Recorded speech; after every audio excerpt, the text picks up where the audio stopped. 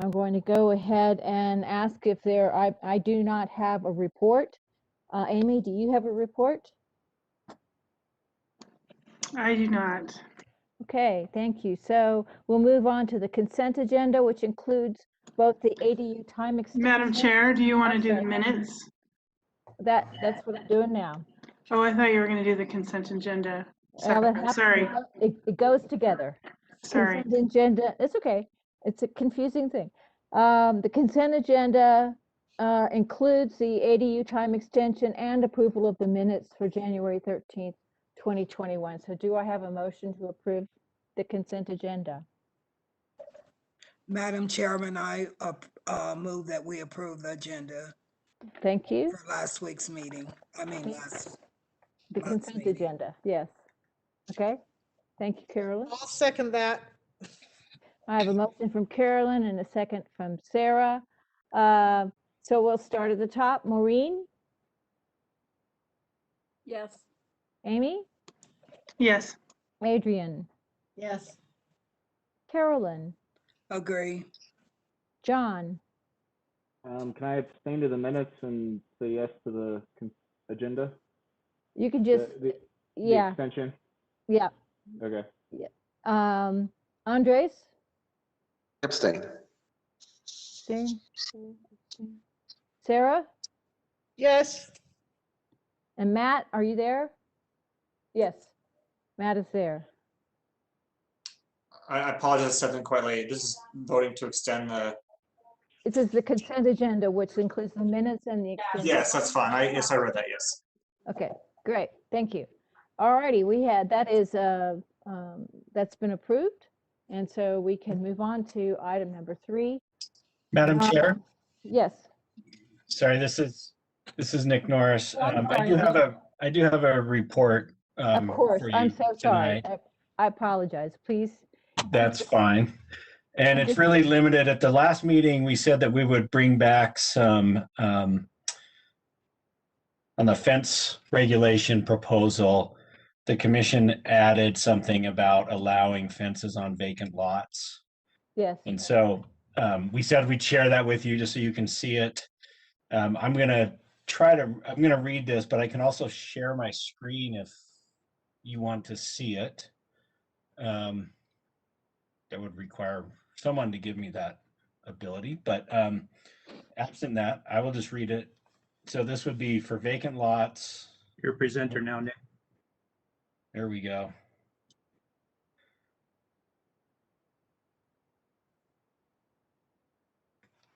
So this is the wording. Can you guys read that okay, or do you want me to try to make it bigger?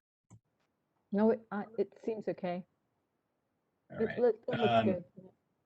All right, basically we'd allow them up to 6 feet in height, provided they're essentially transparent, so like chain link, wrought iron, something like that.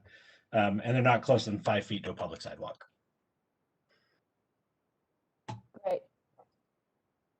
And that's Anybody it. We have- don't really need you to take any action with that, since you already did, but Okay. if you're okay with it, great. If you want to see some tweaks, then we'll have, hopefully that meets the intent of the commission's motion last time. Does the commission, any members of the commission have any comments on this? Okay, hearing none, we're going to move on. Thank you, Great. Nick. Thank you. Madam Chair, this is Wayne. If I could just take 1 second and provide some instructions on the meeting. Of if you course. wouldn't mind. For those of you that are participating in our meeting today, we have well, let's see, I'm trying to find, there we go.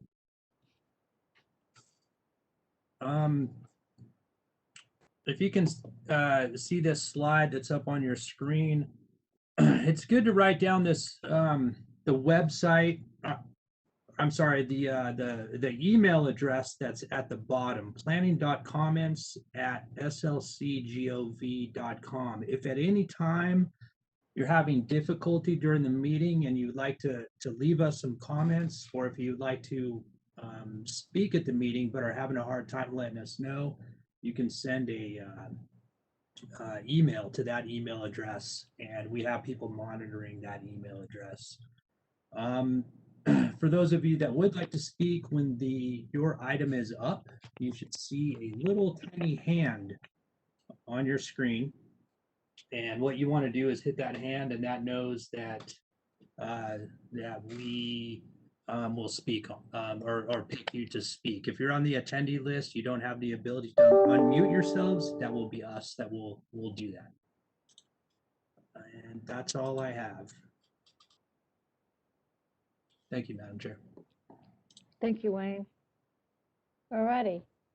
So now we will move on to item number 3 on the agenda, which is the IRA, Plan Development and Preliminary Subdivision Plat at approximately 1024 East, 500 South, otherwise known as Canetta Court. And the planner will be presenting this is Casey Stewart.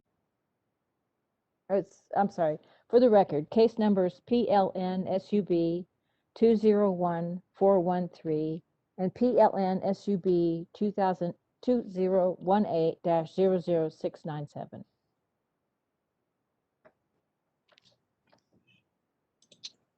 So, Casey.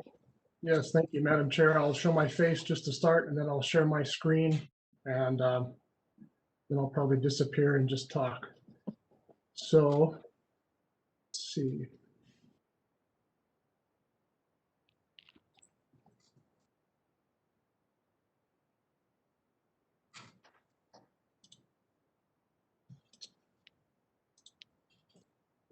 Okay, let me just say, for the hosts of this meeting, I just got an email from a member of the public interested in my item who can't get into the meeting.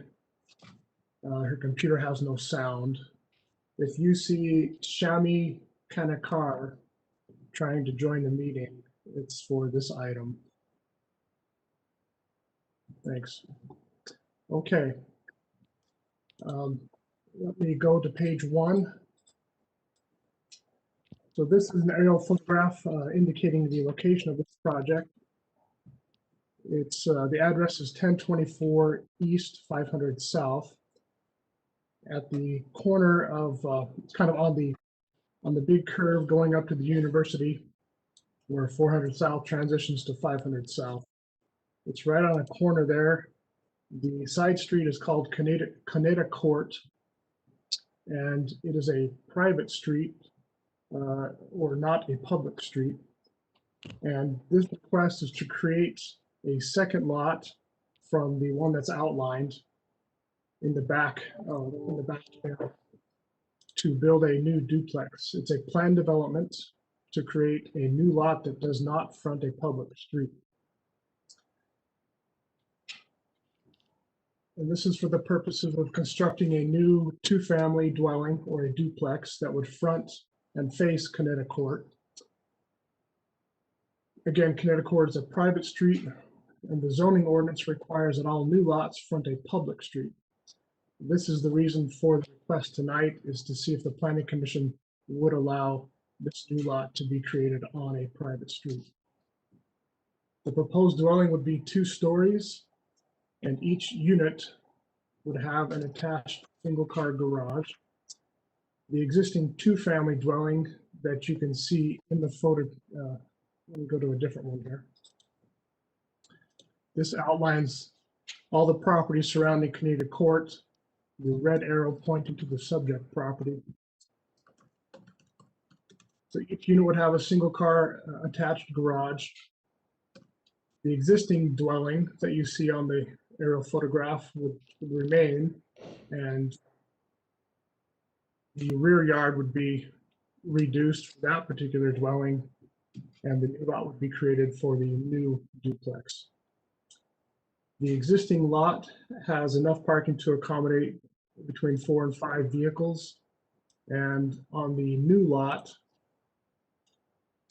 with the 2 vehicles accommodated in garages and the 3 parking stalls proposed to remain on the existing lot, that would still maintain a parking count of about 5 vehicles. The proposed building complies with all the zoning setback, building height, landscaping, and parking requirements of the SR3 zoning district. So the only item being requested for modification is the fact that the lot would front a private street.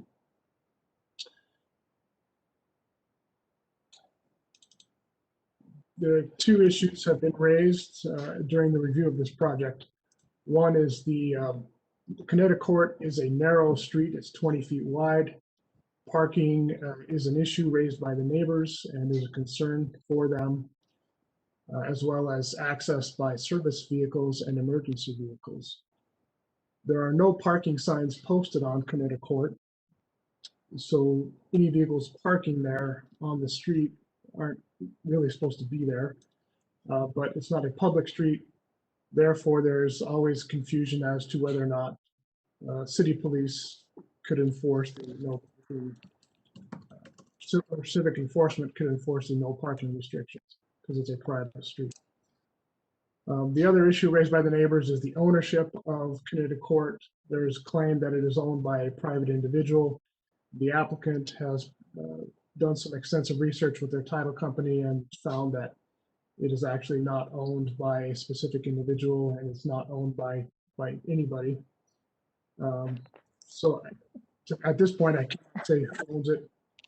I know that it's not a public street.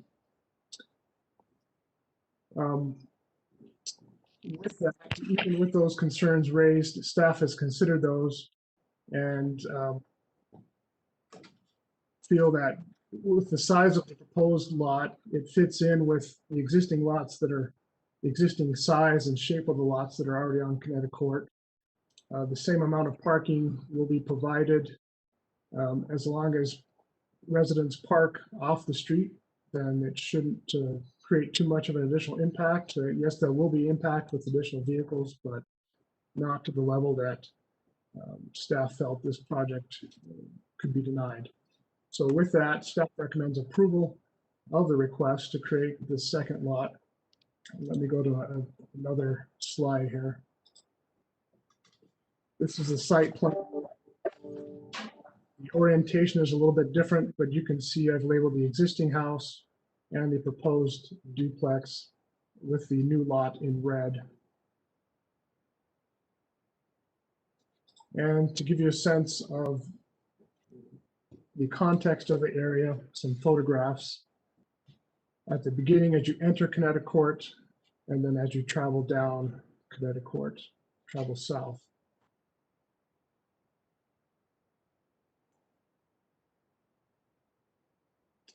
And I'll go to the next slide, which will be the final one, which shows the actual proposed building. Again, 2-story. Each unit has a single car garage accessed directly from Connecticut Court. And as mentioned, the proposed building and lot size are all in compliance with the zoning standards for SR3 zoning district. So again, to summarize, staff recommends approval and we'll leave it at that. Happy to answer any questions. Okay, thank you, Casey. Are there any questions for Casey at this time from the commission? Okay, I see none, so we will go ahead and open up the public hearing for discussion, comments. Madam Chair, do you want to hear from I believe the applicant is Oh, here. I'm sorry. Yes, I'm sorry. Trying to move too fast here. The applicant would like to speak. Please go ahead. Yes, thank you. And Casey, thank you for the items you covered. I do have a couple slides if I could share. It looks like I just was given access. Let me pull that up.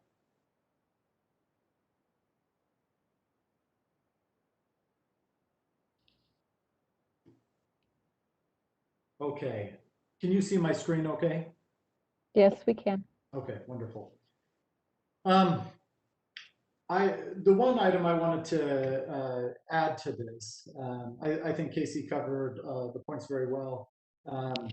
I did want to give the Planning Commission some insight into our planning of this development.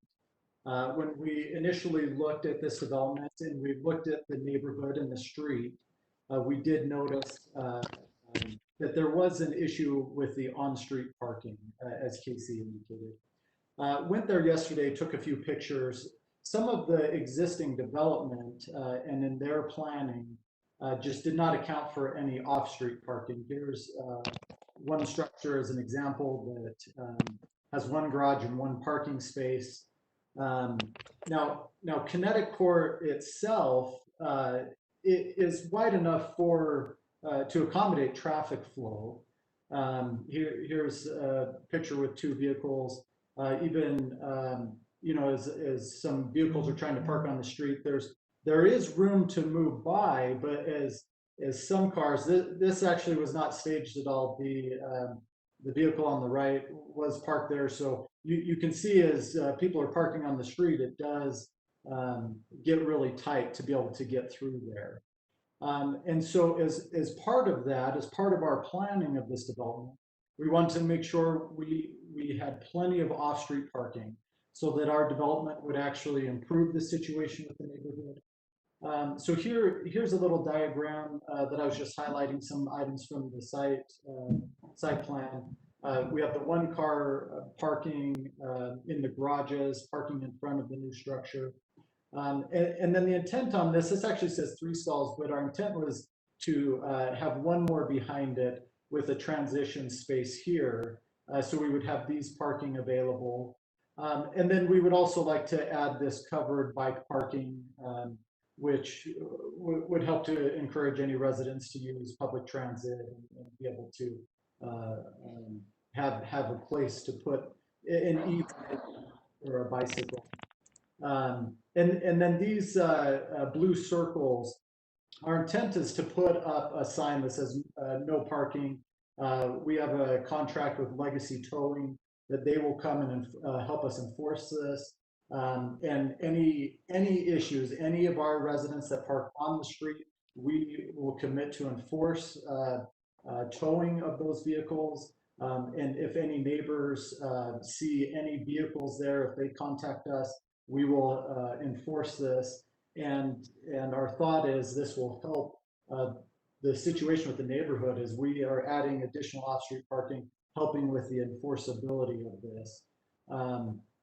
Similar to what Casey brought up in terms of the size of our lot is the same size as these 3 buildings here, but we'll only have 2 structures, and we're leaving one of these space the similar sizes of a lot completely free for that off-street parking.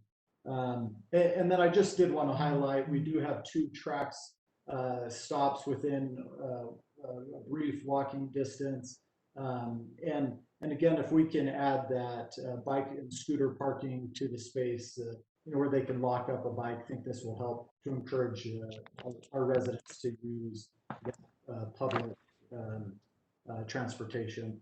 So really for us in closing, we're excited about the development and we're confident with our development and with the careful planning that's been put into this, that it will actually improve the neighborhood from an aesthetic standpoint and also help set a good foundation for addressing any parking issues on Kinetic Court. Thank you.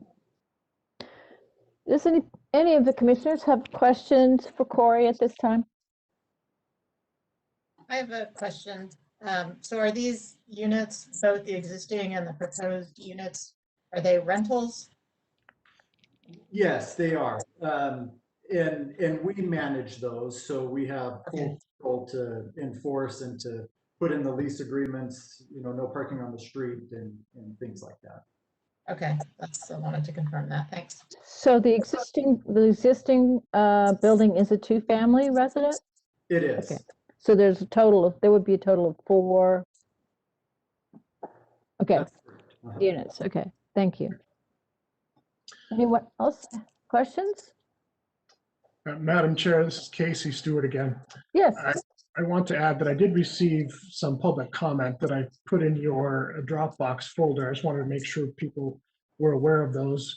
One set of comments from Adita Seed, who lives on Isabella Court, which was just up from this court, and from property owner across the street from the proposal, Danella Padilla, and regarding questioning the ownership of the street. So I just want to make sure that people were aware of those. Thank you. Thank you.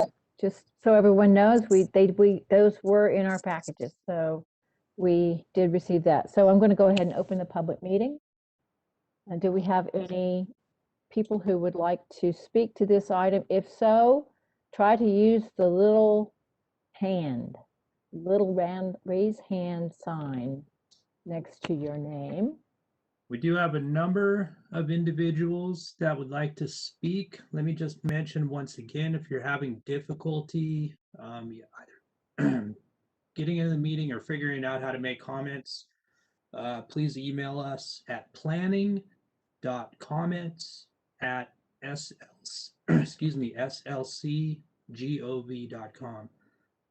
First, we'll start with Cindy Cromer. Go ahead, Cindy. Hi, I don't have property on the street. I'm just concerned because the most important thing I learned from Izzy Wagner was about sweating the land.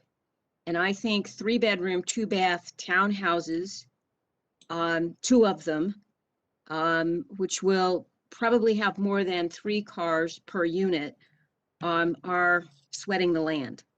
And it gives me pause that we're talking about this on a private street that is clearly congested, and the city is using its authority when the access is on a private street. And I do not believe that the cars will pull into the garages. I think they will be butted up against the garage door, sticking out over the sidewalk and making the street less walkable. That is already evident in the photographs. So I just don't see that this meets the purpose statement of enabling the development to be compatible with adjacent and nearby land developments. It certainly meets the city's stated policy of increasing density, but these are very large units. They are not accessory dwelling units, and I do not believe that the demands for parking can be met by the enclosed garage. Thank you. Thank you, Cindy. Is there anyone here from the community representing the community council? I forgot to ask. I don't see the community council chair on the list. All right. Thank you. Okay, next, let's go with Dita Seed. Go ahead, Dita. Hello, can you hear me? Yes, go ahead. Awesome.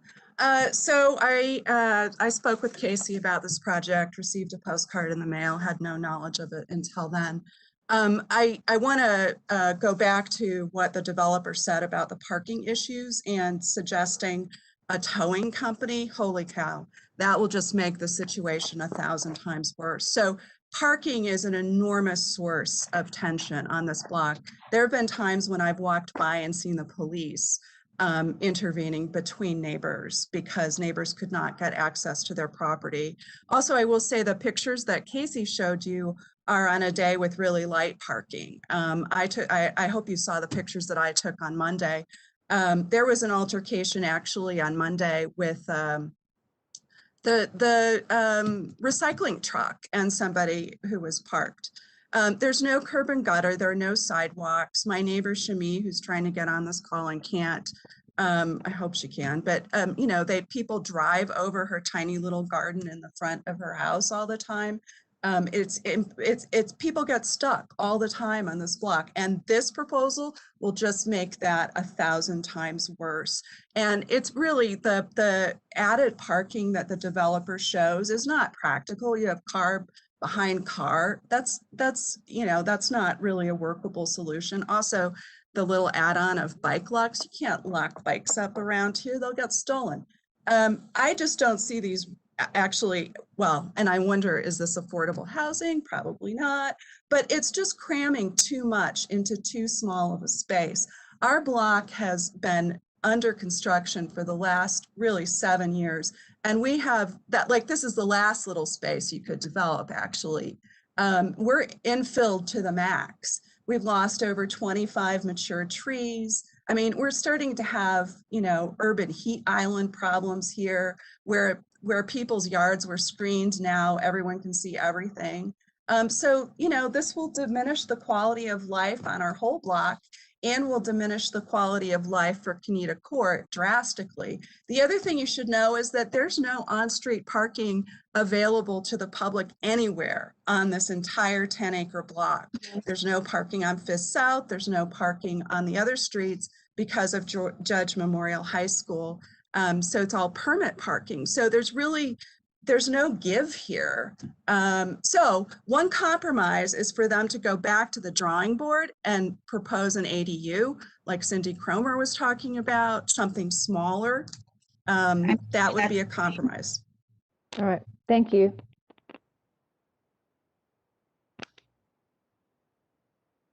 Okay, you know, I'm trying to Shami, unfortunately, I'm not able, I see you on the list. I'm not able to unmute you. I've asked Casey Stewart to see if he can get your phone number and maybe we can try to call you and I can put you on speakerphone or something.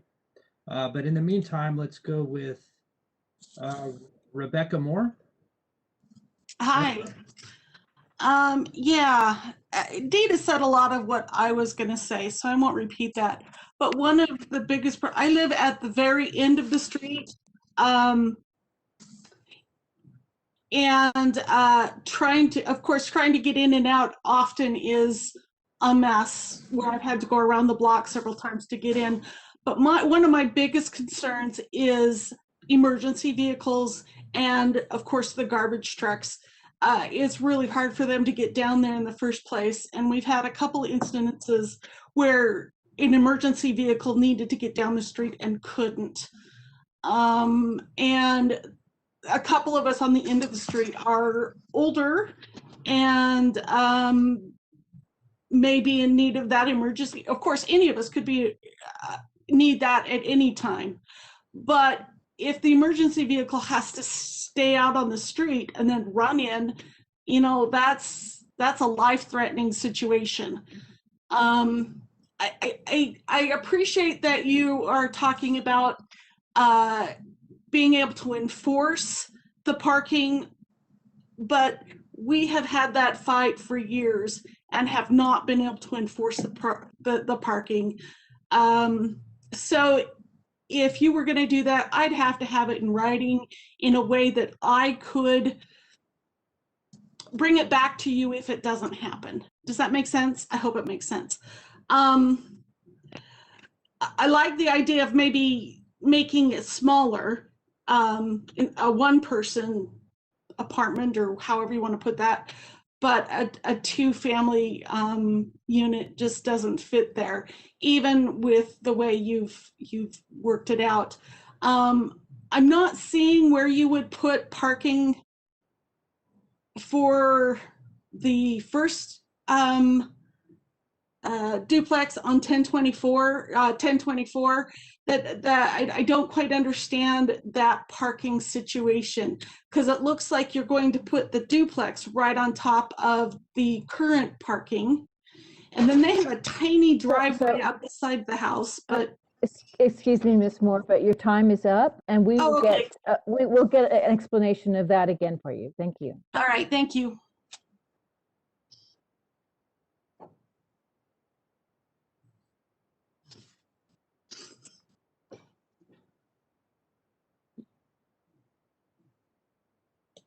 Sorry, I'm just about Zachary DeSalt. Hi, Zachary DeSalt, speaking in favor of the application. This is actually my my district that I'm in, my community council. I appreciate that Roy pointed out the access to tracks. He did miss one additional public transit access as well on 900 East, north to the south, is part of the frequent transit bus network, and that's accessible through a pedestrian walkway that it looks like goes down the hill on 1000 East. and that's a 10-minute walk from this location as well. I think this is the perfect location for increased density. I think this is a big lot. Again, I think the main only reason we're here is the not facing the public street, and I don't think that's I don't really think that's a barrier given how big this lot is. The houses to the south are much closer together, and this kind of has basically a parking lot between the house that sits currently on the lot and the house to the south. I think this would be a great place for someone who works at the U to live. I think that would be a very transit accessible, potentially even walkable commute. I believe the U is probably less than a 30-minute walk from this lot. I think this is the area we need density, and I think if we don't split lots like this and make some more housing, then we're just going to spiral into unaffordability, and this is going to be a $1 million house in the next 10 years. So I like this kind of development. I like when developers think outside the box and say, hey, this is a big lot. We can make 2 houses out of this instead of 1. So I like seeing that, and I'd like to see more of it. Thank you. Thank you. Okay. Will we be able to I get, I have Shami on the phone, on my phone. I'm gonna put her on my, I'm hoping this will work. I'm gonna put her on my speaker phone and put it up to the mic so that, because she's unable to get in there. So Shami, can you speak? Shami, are you there? Yes, I'm here. It's a little bit of a lag for speaking over there. Okay, you'll have to speak up quite a bit. Yes. So this is Shami Conacher. I'm in 523 South Coneda. Okay, that's as loud as I can go. I'm right on my phone. we can hear you fine. Go ahead. Okay, so couple of concerns. We can hear you fine. Okay. Go ahead. So couple of concerns. The city allowed the building of a second property on what used to be 524 Planeta Court, right across the street from me. So another, I think it's called 518 now. That was built, and after that, we've had about 10 or 12 cars parked on the street right in front of me that block access to garbage trucks and recycling and those things, as well as our regular cars coming in and out. And I often see people fighting on the road, especially now that I'm working from home.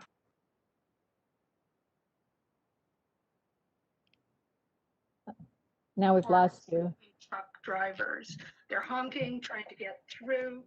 And if we're lucky, somebody runs out to move their cars. If we're not, they turn around and leave.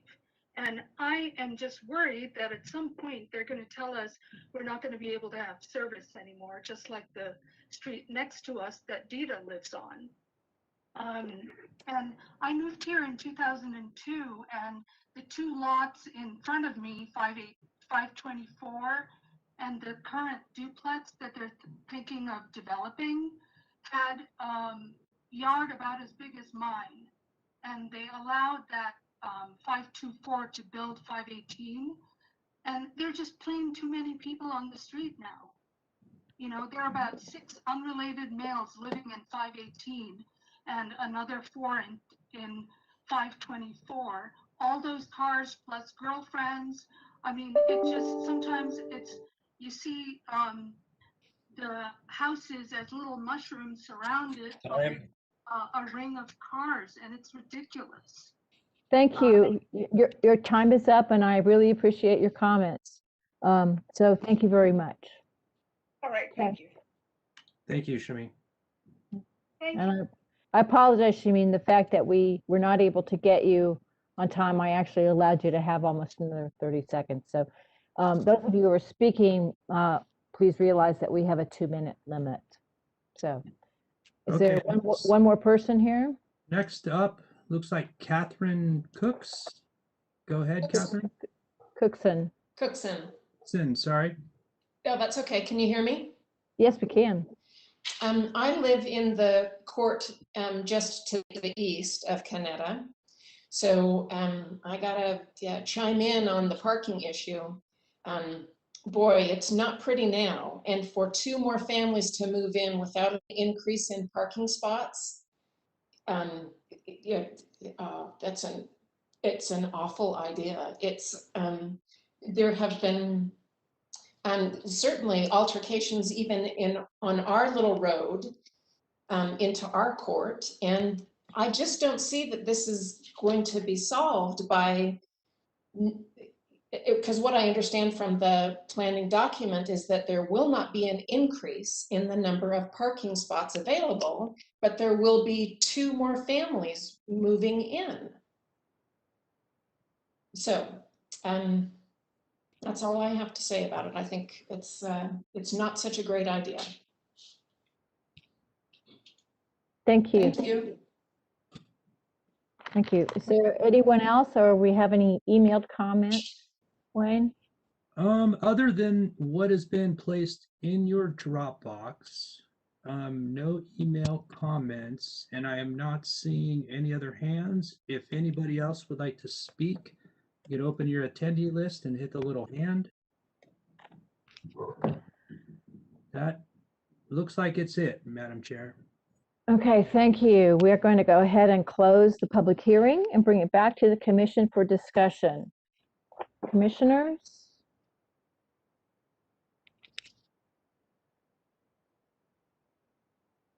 I'm just trying to wrap my mind more around this, the fact that it's a private street, but yet individual lots without a cohesive community around it. It's just kind of, I'm grappling with that topic at the moment. I don't know if the applicant, I mean, maybe the applicant, can you go into a little more depth about your research into the title and access and all of that and what you found? Yes, so when we started this proposal, that's when we learned that it was not a public street, that it was a private street. So then our next natural course was, okay, whose street is it? And we did some extensive title search with Cottonwood Title, searching for the ownership of this, and they found abandonment of that. Where it was a previously city property. And one of the neighbors I spoke to, there are no parking signs along the street. And they said there was a point in time when the city was enforcing that. And now it's a private street that is unclaimed. There is an individual that told us when he bought his home on the street that he was told that the whole street came with his home. We had the title company pull up the deeds to his home to see if there was any type of legal description or right-of-way included with those deeds, and nothing was there. And in talking with that individual, he said he was just told that, and that's where he got that assumption. I mean, who maintains it or repaves it, or, I mean, how does snow removal, if at all, work there? Yeah, my understanding is the city actually does the snow removal on that, and I don't know if that's just kind of grandfathered on their routes. In terms of maintenance and paving of potholes and things, it's not currently being done. I think that has been to the individual owners in front of their place, as there are potholes along the street.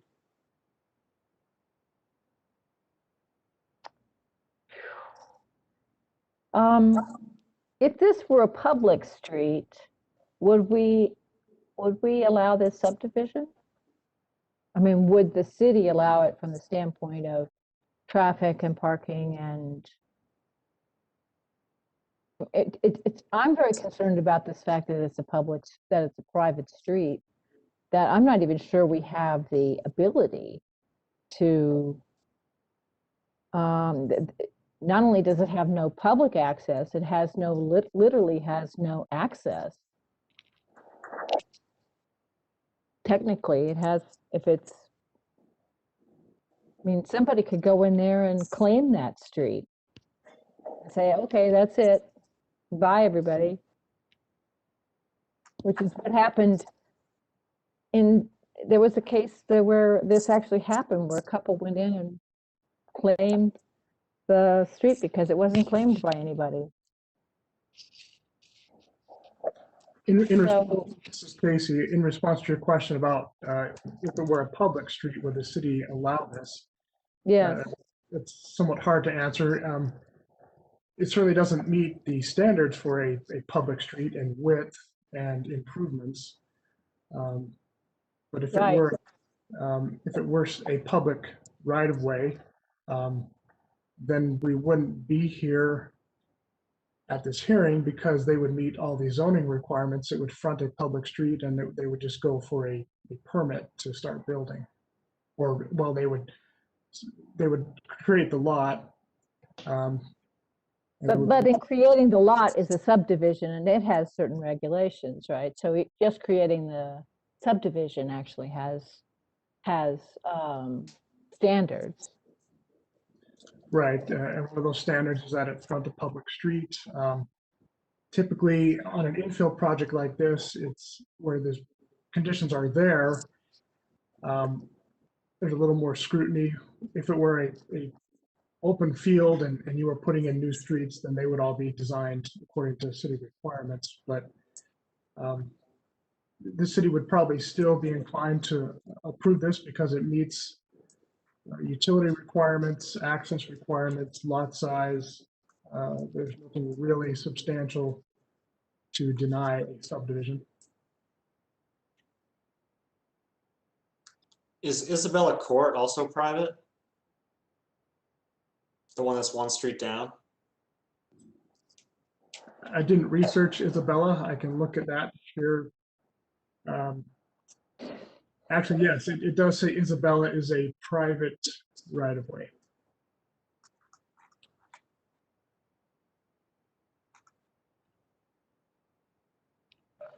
So Casey, what documentation does the city typically require to approve a subdivision on a private street? Do we typically ask for a recorded easement or some other confirmation as to the title of the street and their rights to access and use it? Or do we not go into that detail? We do raise that at the beginning typically. I've had another one or two cases where that information just wasn't available. As to clearly who owns it, and so we're left in this predicament. Right, we're in this limbo. Yeah. I mean, I know this body has required in other, are coming through, even the staff recommendations that other kind of lots that didn't face a public street, that there was some sort of easement or access for all these lots to a public street. This clearly has it on the private street. You're clearly going to access it, but there may not be a legal right to access it. No recorded easements.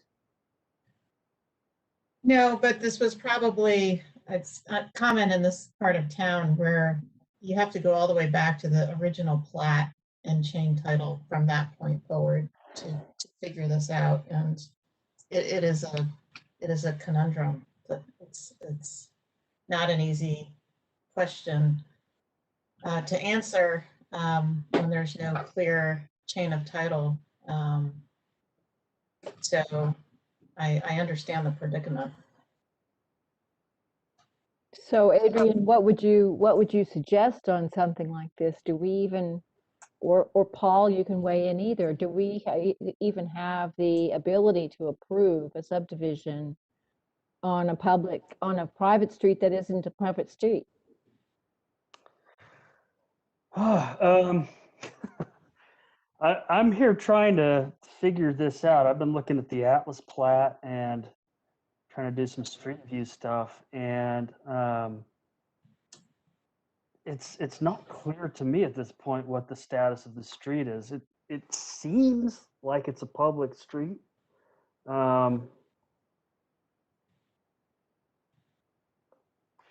I can't find anything usually, and with this caveat, the Atlas plats are usually pretty accurate, and they will indicate when a street has been vacated or abandoned or whatever. And I'm not seeing that on the Atlas plat. It may require a little more research, but I think right now the presumption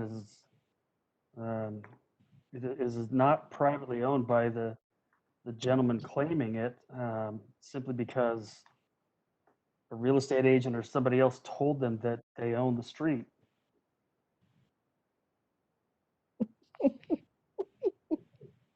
I'm gonna buy that street. I feel like I'm buying Park Place, you know? If I could jump in here really quick, this is Wayne. We have a number of these streets throughout the city. I've had to deal with a lot of these private streets. In fact, we created an ordinance for the purpose of allowing folks that live along these private streets to petition the city to take them over with, and there's certain standards that would have to be met. But, these things range anywhere from being able to look at legal descriptions and having the actual street described in the abutting property legal descriptions. But then oftentimes there is just no information, legal descriptions in the chain of title, anything on this street. And it is a pretty common thing around the city. We'll point out that I believe the subject property, current, Casey, correct me if I'm wrong, or the applicant, but the subject property does currently access Connecticut Court for parking. So they have, and I'm getting a little out of my realm, but probably can show that they have some prescriptive rights, I guess, to the use of Connecticut Court to access or for access. That's correct. And to follow up on that, the information that I'm referencing is the city maintains a private streets inventory document. And that's what I'm referring to because research was done at some point. So Paul, just so you know, I'm looking at that document, and Connecticut Court is on there, Isabella Court is on there. I don't know what the research, what the documents are, but that's what I'm referring to.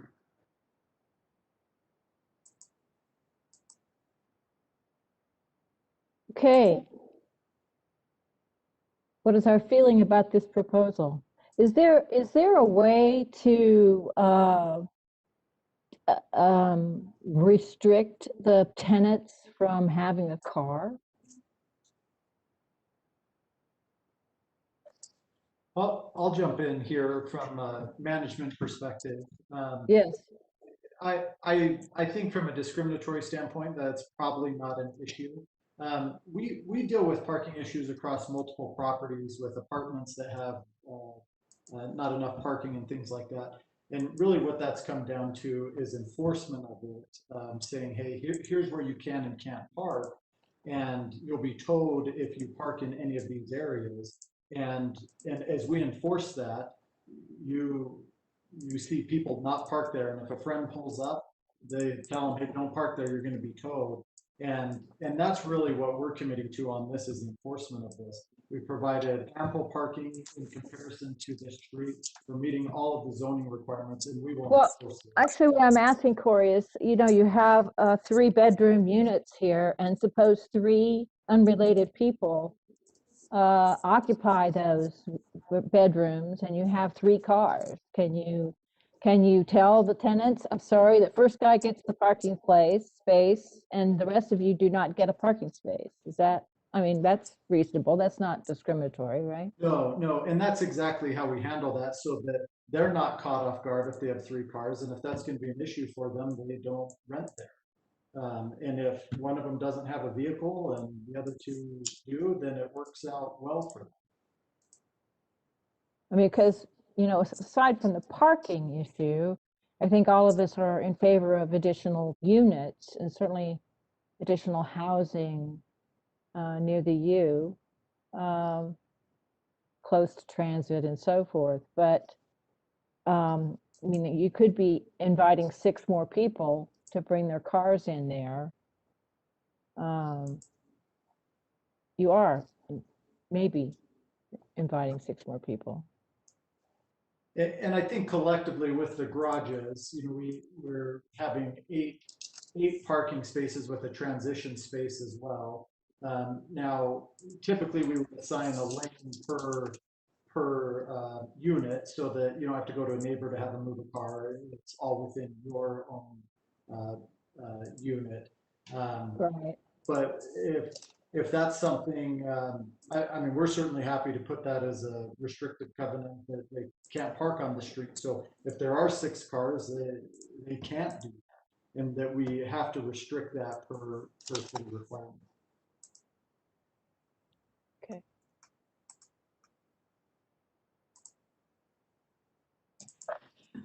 All right, commissioners, do I hear a motion? Well, I have one more question. This is for staff, whether we can include a condition of approval that they have to actively enforce the parking restrictions on the private street as part of the planned development. Is that, can we do that?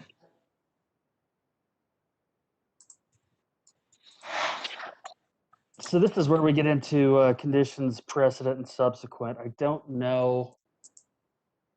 I mean, the condition of approval would be that they have to do these things before they can develop, or they have to maintain it. Are you talking about having the commission potentially? So if there's a lack of enforcement, so that they can call zoning, the neighbors can call zoning enforcement.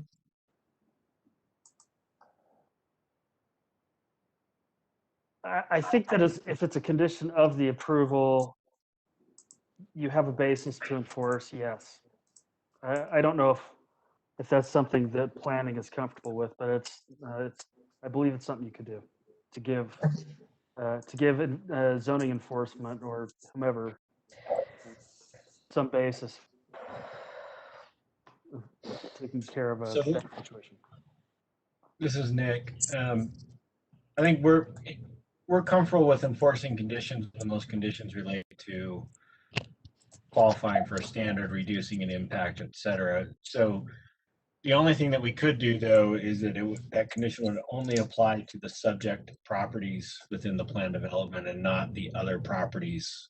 Right. No, I'm just talking about where they're intending to post no parking signs and actively enforce that.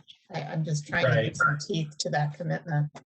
Yeah. So the way it would work, it instead of being like a parking citation, it would be a zoning enforcement action, and it would be a civil function until they could bring it into compliance. And so it doesn't have the same immediacy that parking tickets do. You know, there's a delay and things like that. Once the use is established, we probably couldn't enforce to the point that we could essentially restrict or occupancy or use of those dwellings and things like that. So it would basically just be limited to civil fines.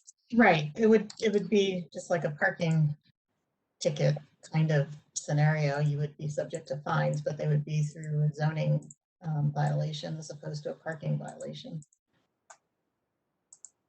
Just to be clear, we're not talking about the person parking there. No, talking about the owner. It's a little convoluted, and that's why I'm wondering if it's even worth it. It's the owner who would be subject to the fines, right? Yes. That's correct. But in a private enforcement situation like this, what are those fines? How do you establish what that is? And you know, is that the hook, or is the hook commission doing something to the approval? I mean, you could hypothetically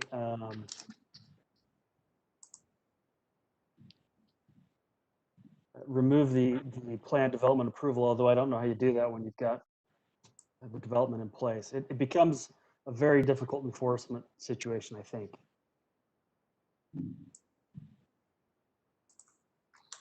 What's the total number across both properties? I'm trying to find it. What's the exact number of units? I mean, you got. It's 4 units. 4 units. 4 units on the property, two existing now and 2 more. Yeah, so the existing has how many bedrooms? They have 3 bedrooms per side. Say again? They have 3 bedrooms per side. Right. So you have a total of 12 bedrooms on the spot. And there are how many parking unit spots? Even if they're parking in tandem? Our proposal is 8 plus the, bike parking. So you have 8 parking spots for 12, and that includes tandem spots. Right.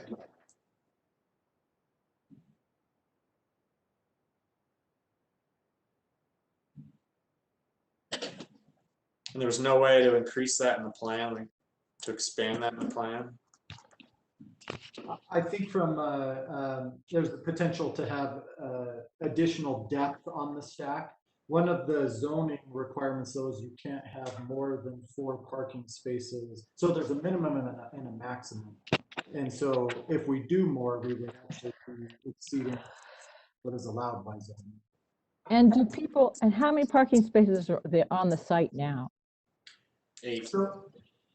So there is a garage right now that is at where the new structure will go. And there's 4 spaces there, and then there's a single tandem in the existing duplex that has two small cars could fit there. So really 6 cars will be parking there now, which we don't use all of those. That's, I think, the point of this. I think with the combine of those 2 existing units, they're using 3 or 4.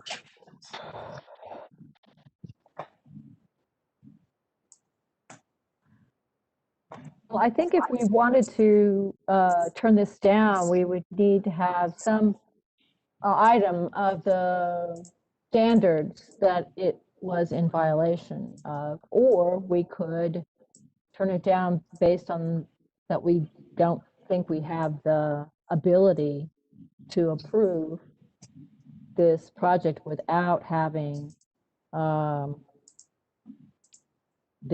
right-of-way issue resolved.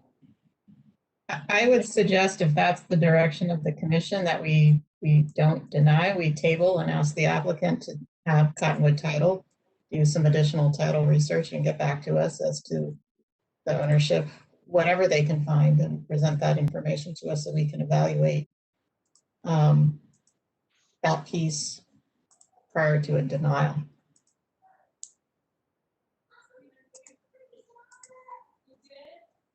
Okay.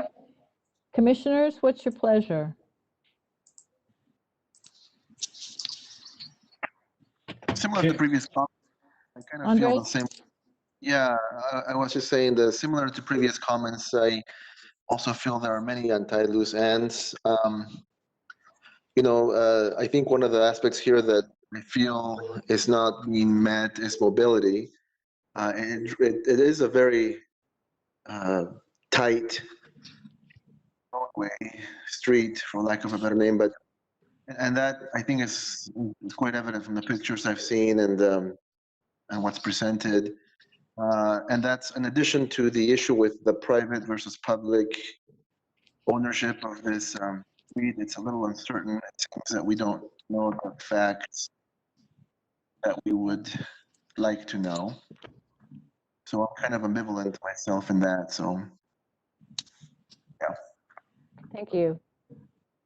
John, do you have any comments? I would agree. It's a pretty tricky site. I think I think tabling it might make sense to try to work out a few of the issues. All right. So do I have a motion?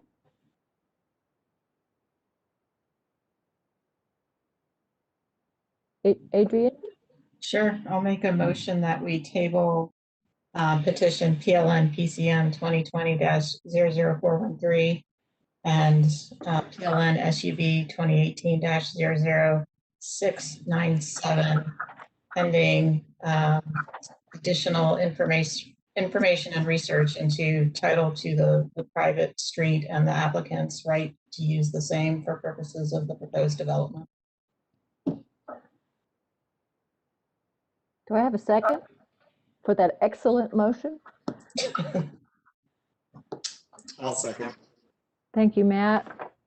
All right, I have a motion by Adrian and a second by Matt, which is to table this with the conditions stated in the motion.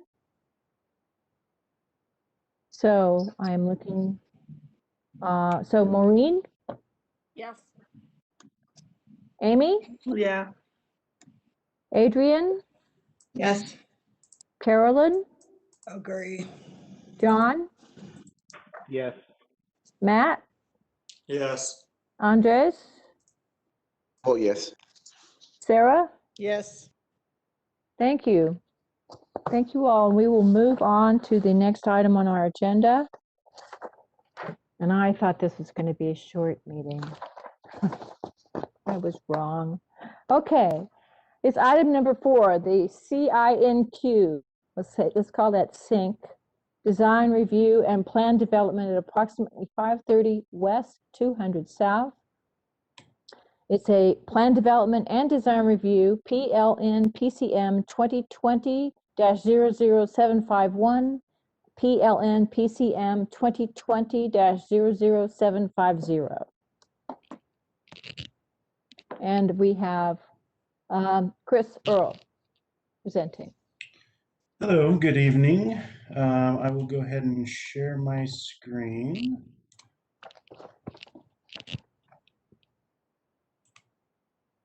Okay, can everybody see that okay?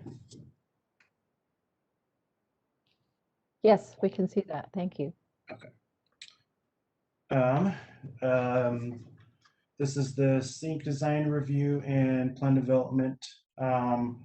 This is a proposal from Dustin Holt with DB Urban to build a 7-story, 203-unit mixed-use apartment building consisting of a mix of 1-bed, 2-bed, and 3-bed units, as well as live-work studio units. The proposal is located on a 1.24 acre parcel in the GMU zoning district. The GMU district requires plan development approval for all new principal buildings, and the design review request is to modify materials being used. The subject property is located on the northwest corner of the intersection of 200 South and 500 West in the GMU zone. The surrounding properties are primarily zoned GMU, with the exception of the properties located southeast of the subject property, which are zoned D3. These next 2 slides show some renderings of the proposal. In the top picture of this slide, it shows how the historic central warehouse building will be featured in the project. The bottom picture shows a view of the project looking from the corner of 200 South and 500 West.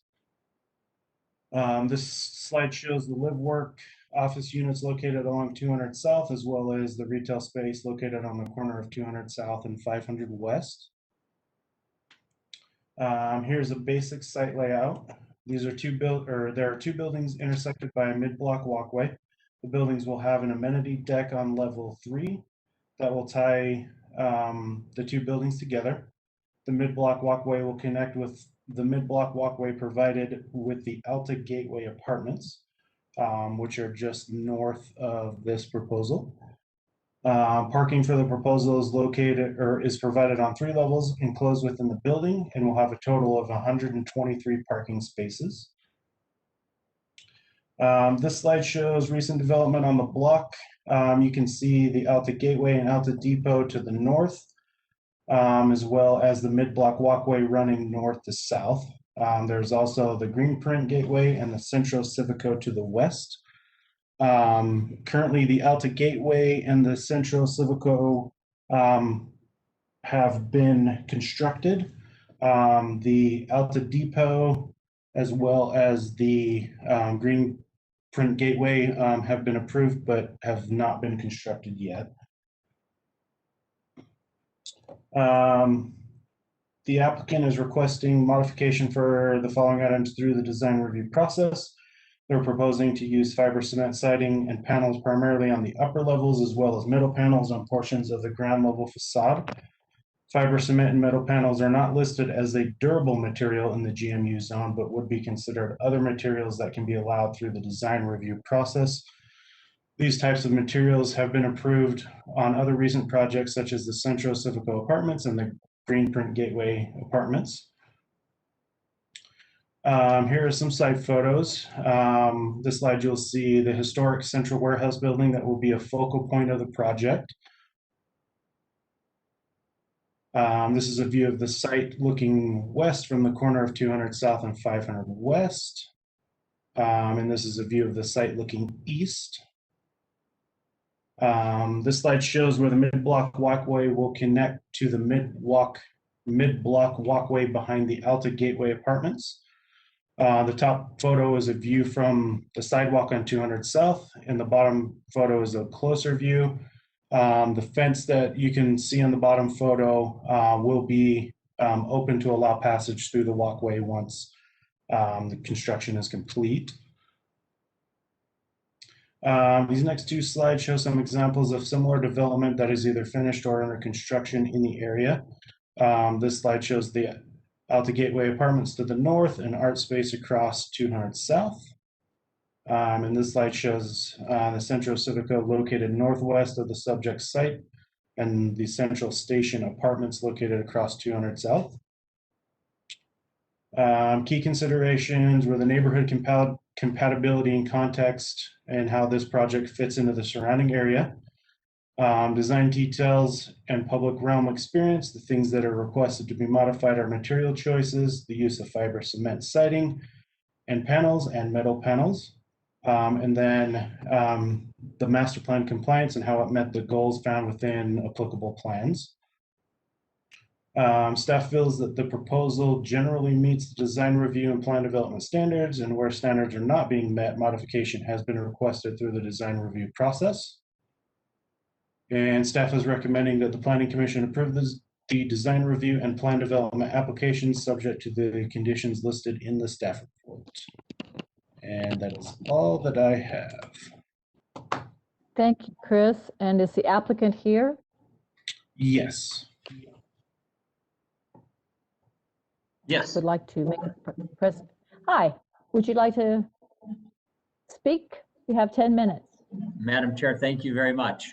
It looks like Chris has made me the presenter here so I can hopefully share a couple of things. I will be fairly brief. First off, Madam Chair and Commissioners, thank you for your time this evening. I appreciate you hearing this matter. As a Salt Lake City resident, I want to thank you for what you do for the city, for us.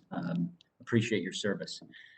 With me tonight, first, I also want to thank Chris Earl. There's been several other staff members, but Chris has been fantastic to work with. He's been very instrumental in helping us figure out how to coordinate this site, to his point and to some of his credit, focusing this site on the central warehouse building. Tonight with me is BJ Ladimir of Dwell Design Studios, as well as some members of my office, and our partner, Hamilton Partners, and our capital partner are participating as well. So I'm Dustin Holt. I'm a principal at DB Urban, and it's nice to be before some of you again. I think that I'll try and keep my marks brief so that we can keep the meeting short as well. For us, this site is actually really exciting. And a big part of that is the central warehouse. This is an incredibly cool building. The inside of it is cooler than the outside. The inside of this building is poured in place, board form, architectural concrete, something that we would spend tremendous dollars to try and replicate and duplicate today. And then, as Chris showed you in the photos, most of the surrounding area is vacant land. So what we wanted to do is figure out how to integrate the new project around the central warehouse and really allow the central warehouse to be the focal point of this project. So as you can see, everything up and around the central warehouse, with the exception of the two far east and west corners, we've really kept everything at that scale to be 2 or 3 stories so that it's lower than the 4-story central warehouse building itself, which we felt would allow for it to stand out, for us to bring some of the brick pattern, some of the column repetition back to our new construction, to respectfully harken back to this building. While not a contributing historic structure, from that perspective, we do believe it contributes to this neighborhood, which is why we are really focusing our design around this site. Couple of other points just quickly to address, and then I've got BJ Ladavere of Dwell ready to present anything specific or answer any questions. Currently, as you can see, there's an existing easement for that public right-of-way that's way over here toward the western third of the site.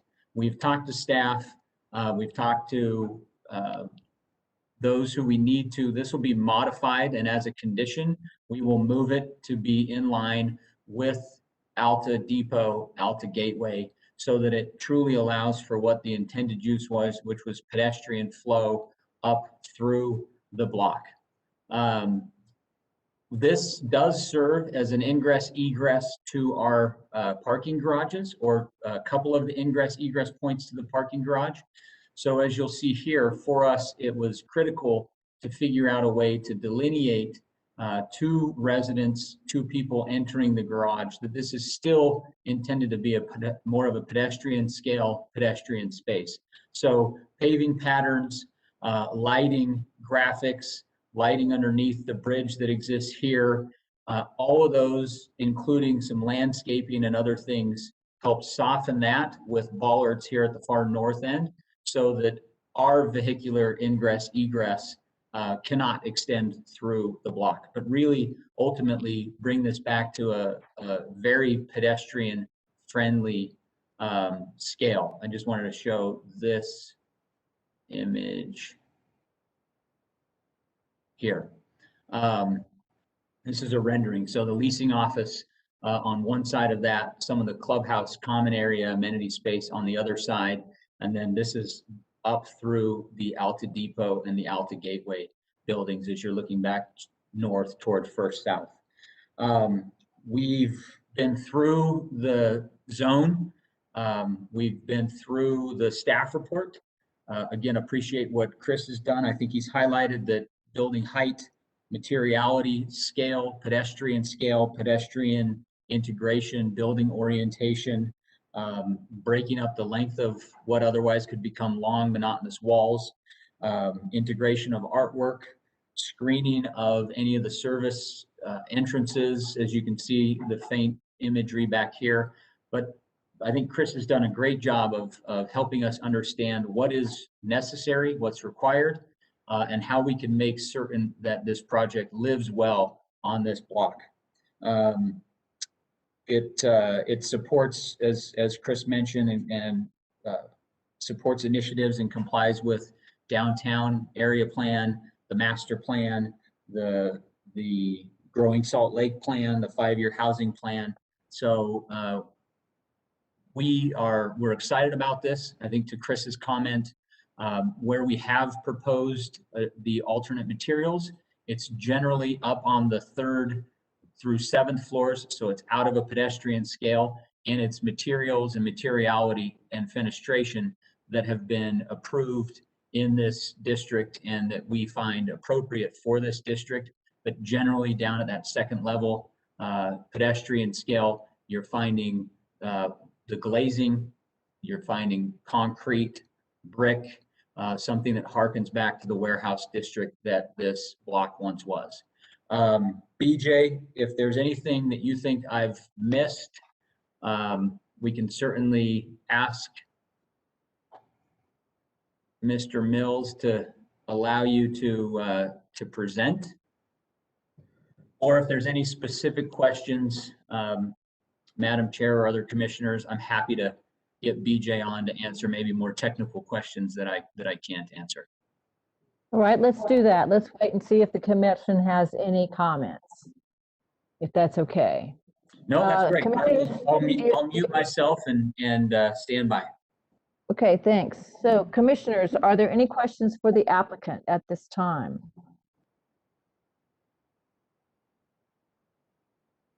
I think you're golden. All right. So we are going to go ahead and open up the public hearing. And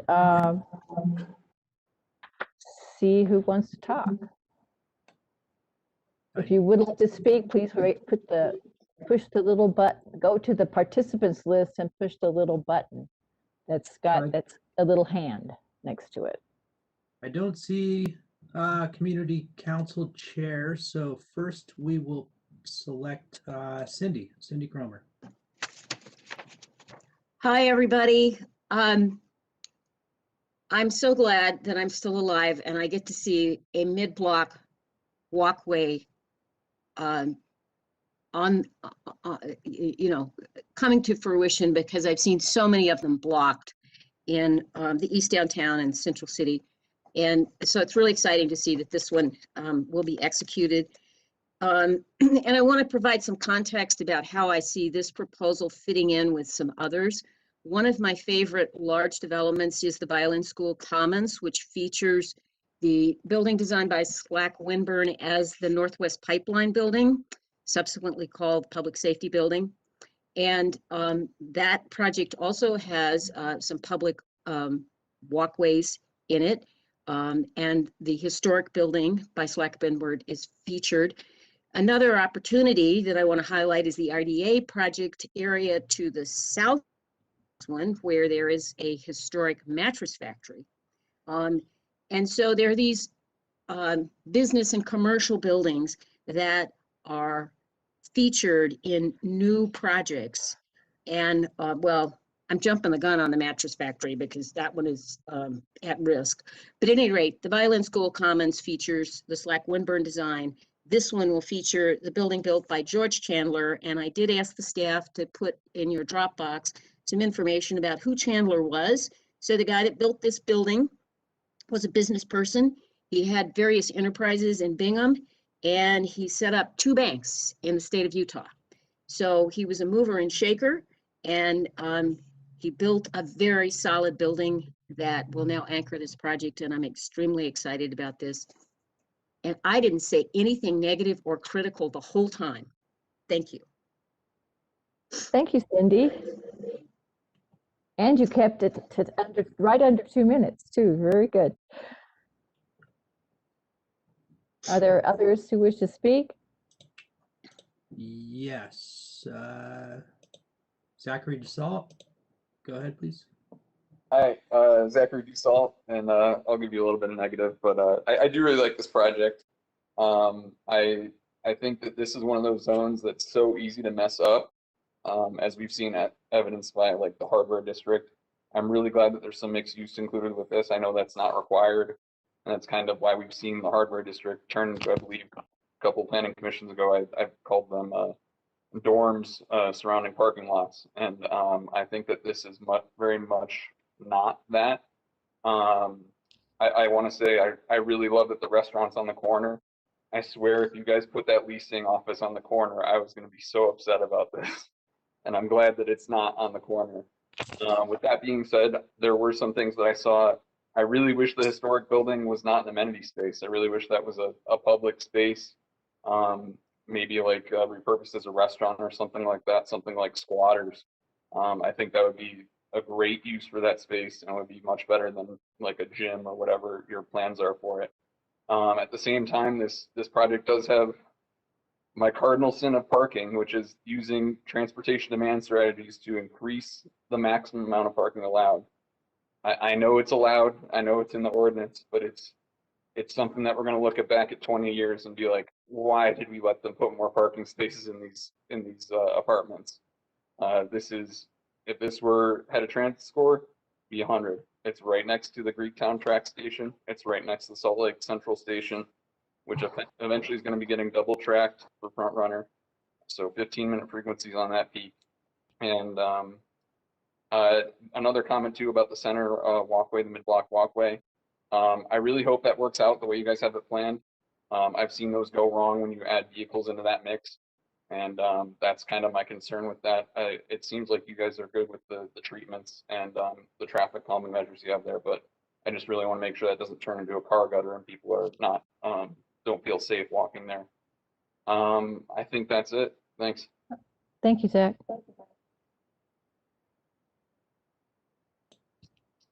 We have a hand raised, but I believe it was for the last the last item. Rebecca Moore, do you want to speak on this item? Rebecca Moore? No. Okay. We do have one email that came in during the meeting. It's from Michael Schoenfeld, and it states, I am the west side neighbor, the Sink Development. My property is located at 560 West, 200 South, and am in support of the DB Urban project as proposed. Great. I do not see any other hands raised. Terrific. I'm going to bring it back to the commission for any discussion. I do have one point I'd like to raise to see if any of the commissioners agree with my assessment of this. The building is broken up into two masses, which we like a lot, but because of the deck, I don't know what you want to call it. What do you call it? The courtyard that's on the third floor. It has the appearance of being, you know, the entire length of the property long. Is that an issue for anyone else? If you look at the elevation on our package, on page of our package, sorry, 49 of the package, you'll see that the overall building elevation has a long sort of, I guess it's the edge of the deck that passes over that pedestrian way. And I guess I had the question to the applicant of why that's necessary.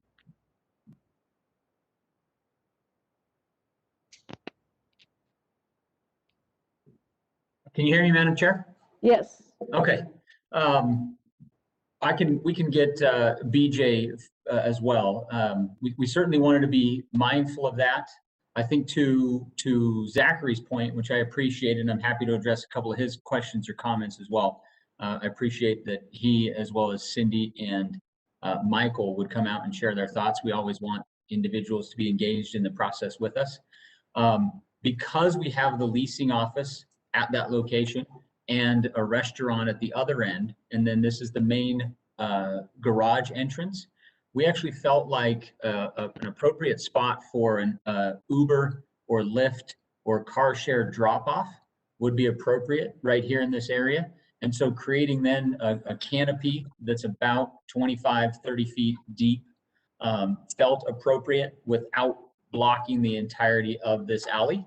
And then instead of a canopy or two canopies that don't connect, this also helped with overall building circulation, multiple points of ingress and egress, and that connectivity.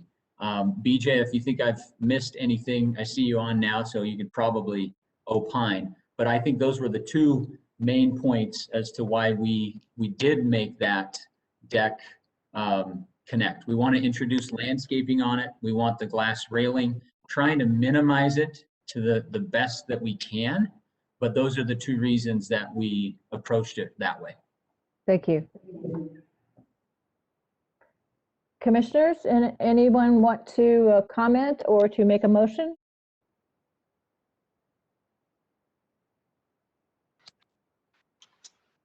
I think in my case, Cindy made a very solid argument. I like the project, looks very nice. I did make note of the of that, which you mentioned, Madam Chair, about the little terrace. But I don't think it's a major issue. It's above ground, and the explanation that we received from the applicant seems to resolve that issue, at least for me.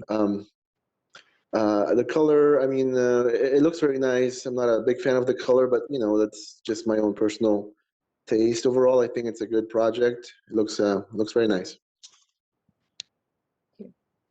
Yeah, I think the massing of it in 3D, I get the elevation that looks a little bit monotonous, but I think the 3D massing is actually assembled pretty well. I think the ground level is, I guess I'm always hesitant when you see a lot of change in material and a lot of monotonous kind of repetitive elements, but I think this is broken up fairly well for me. But I just want to make that comment. Okay. Do I have a motion? I'll make a motion. Maureen, please go ahead. Based on the findings and the analysis of the staff report, testimony and discussion at the public hearing, I move that the Planning Commission vote to approve the proposed design review and plan development applications for Sink Apartments located at approximately 530 West, 200 South, PLN PCM 2020-00750, and PLN PCM 2020-00751 with the conditions of approval listed in the staff report. I'll second that. Thank you. All right, I have a motion from Maureen and a second from Carolyn. So we're going to start with Maureen. Yes. Amy. Yes. Adrian. Yes. Carolyn. Agree. John. Yes. Matt. Yes. Andres. The only problem that applicant's going to have is have people pronounce the name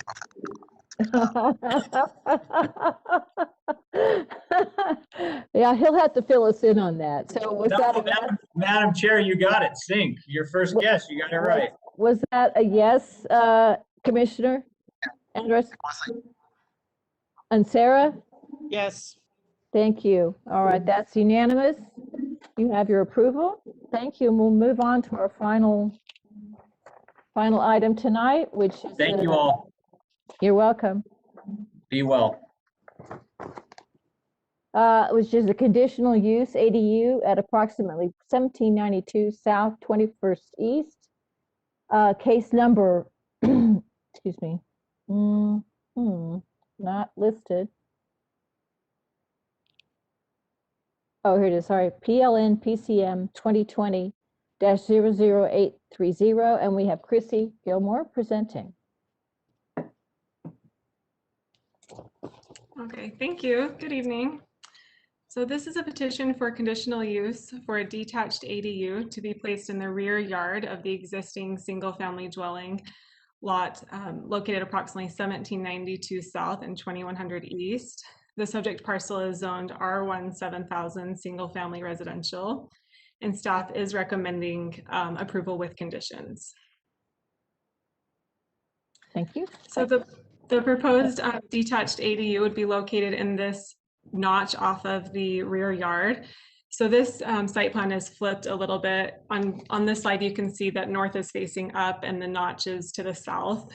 And then when we come down to the site plan, it's flipped a little bit. So the entrance will face north towards the existing detached two-car garage and this existing single-family dwelling. The ADU would be approximately 650 square feet with a pitched roof and is approximately 17 feet in height.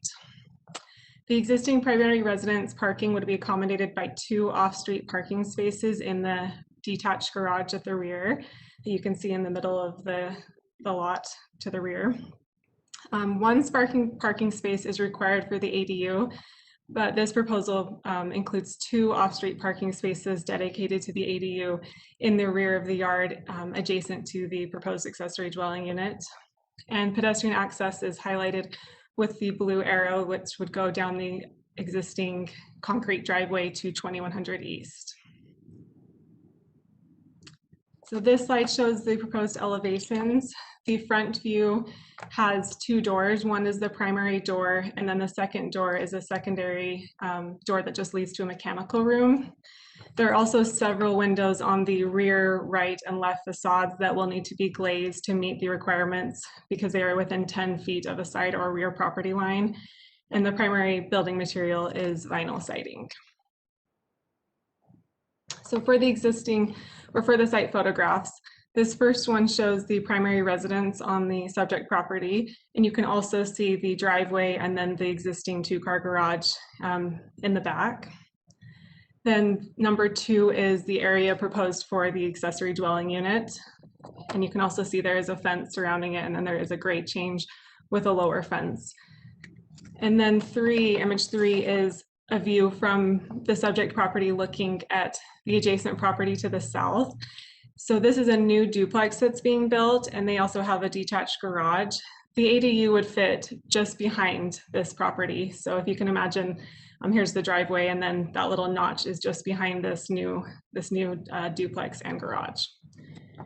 And then image 4, I'm putting on here to show the street parking looking south. One of the concerns in the public comments was with street parking and that there wasn't enough. So this photo was taken on a weekday at noon, and the image looking north didn't show any cars. So I just included this one. The applicant was aware of those concerns and did revise his site plan to show 2 dedicated stalls for the ADU. So during the public engagement process, staff received 2 comments related to the proposal. One of them was concerned with the proposal and described issues with ADUs in general, and then specifically street parking for this proposal and worries about 2100 East congestion. And then staff received another comment that was worried about the ability to keep chickens on his property, which neighbors this site. And staff determined that this ADU, the construction of this ADU would not hurt his ability to keep chickens as long as he did not move the structure that is currently there, because they have to, our ordinance says that chicken coops have to be within 20 feet or 50 feet of a primary or of a dwelling unit. And then following the publishing of the staff report, we received an additional comment that discussed concerns, and this is in your Dropbox account, that discussed concerns with tracking and enforcement of ADUs and how they are tracked and enforced upon if something, if they're not meeting the obligations of the staff report and the conditions. The applicant also presented at a Sugar House Community Council meeting. The discussion focused mostly on parking, but later we received a letter from the Sugar House Community Council indicating that they recommend approval because the ADU meets the standards of the ordinance. So just in conclusion, staff is recommending that the Planning Commission approve the conditional use request for the proposed accessory dwelling unit with the conditions listed in the staff report. And that concludes my presentation, but I'm happy to answer any questions. Thank you, Chrissy. Are there any immediate burning questions for Chrissy, or is the applicant here? He is on the line. Would he like to speak? Sure. Okay, go ahead. My name is Wes Brown and my wife is Debbie. First, I would like to thank the commission for their time and consideration of this conditional use permit. Being respectful of your time, I will be brief, less than 2 minutes, not 10.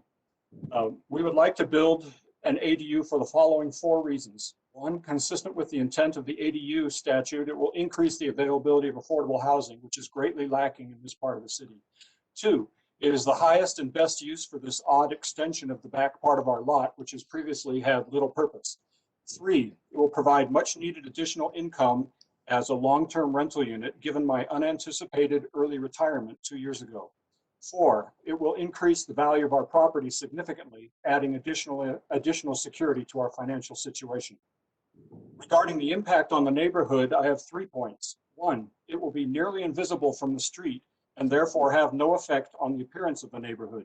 2, Even with the ADU, there will be off-street paved parking for up to 10 vehicles with unimpeded access. The 2 spaces shown to the east of the ADU, 3 additional spaces between the ADU and the garage along the west side, 2 spaces in the garage, and 3 spaces in front of the house in the second lane of the driveway.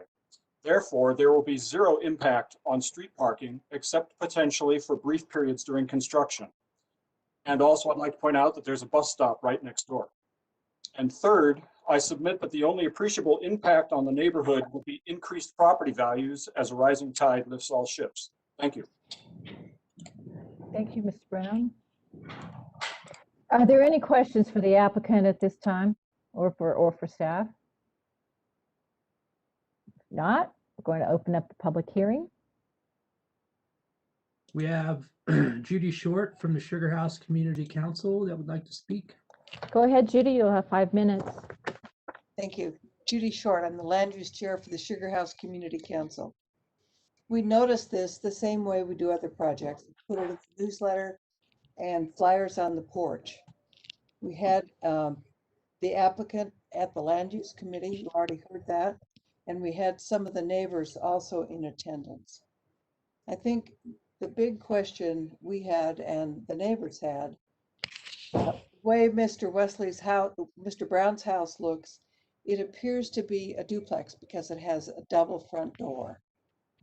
However, he said one door goes upstairs, one door goes to the basement with a shared landing right inside the door, that it's not in fact a duplex, even though it has a smaller kitchen at the bottom. He explained that he has a number of children and they often come with their families and grandchildren, and it's a great place to have spillover extra kitchen space.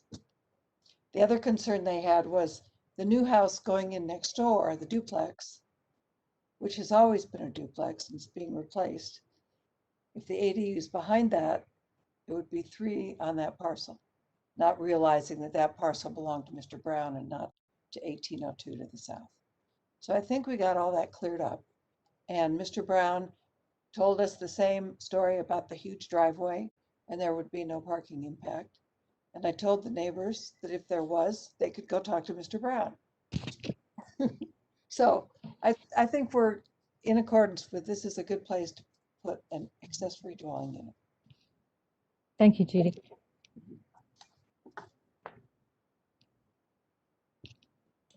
I'm going to ask again, just because her hand is raised, but Rebecca Moore, your hand is raised. Would you like to speak?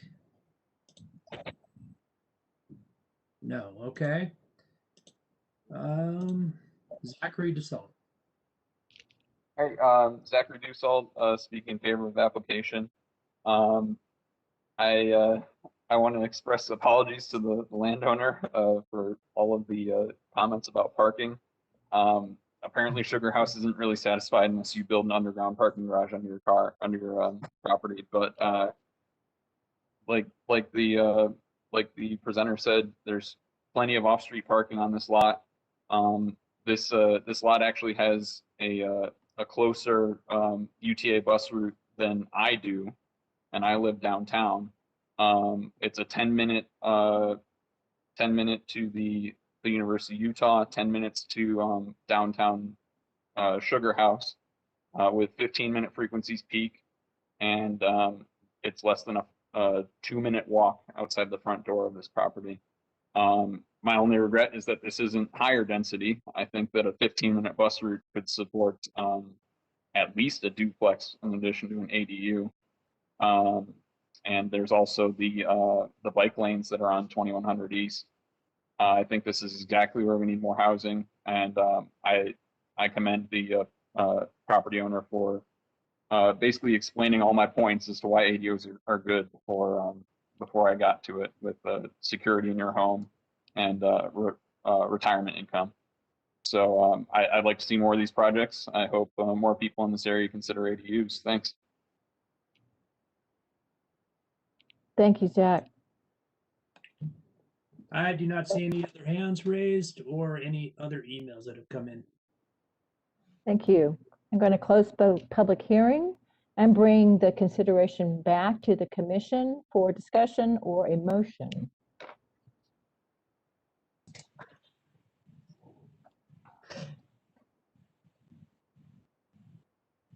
Unless there's discussion, I'm willing to make a motion. Go ahead, Adrian.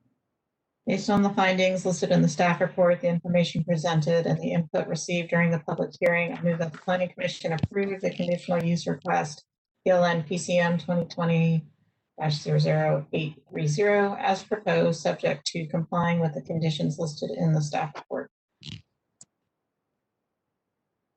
We I'll have a second. Thank you, Amy. I have a motion from Adrian and a second from Amy. Maureen? Yes. Amy? Yes. Adrian? Yes. Carolyn? Agree. John? Yes. Matt? Oh, sorry, I'm mute. Yes. Andres? Heard that. Sarah? Yes.